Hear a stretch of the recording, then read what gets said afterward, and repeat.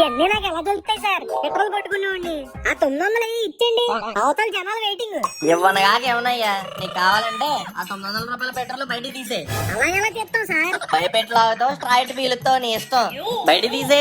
Straight పేల్చడానికి కదా Pepsi ఏంటి sir? Petrol నువ్వు తీసేదాకా ఎక్కడి నుంచి కాదలను. ఇదిగో బాబు, ఇక్కడ పెట్రోల్ ఏం కొట్టట్లేదు, పక్క బంకి వెళ్ళిపోండి. ఏంటి సార్ మీరు జిడ్లో తగులుకున్నారు? బండి అలా పక్కనట్టండి, బయట తీసేస్తాను. అద్ది నన్నే మోసం చేద్దామని చూస్తారా? వీరా వీరా వీరా షాప్ కెళ్ళి సరుకులు తేరా, వీరా తీరా తీరా ఎనతోటి చెత్తుందిరా. ఈ బండి అడిగి ఇచ్చి ఇంటి దాకా తోయిపిచ్చావంటే ఓ 30 రూపాయల పెట్రోల్ మిగులుద్ది, ఇటు కొవ్వు కూడా కొద్దిగా కరుగుద్ది. Daddies on the road. కొట్టు దాకా లిఫ్ట్ అడిగితే పోలే? నాన్నగారు ఏంట్రా?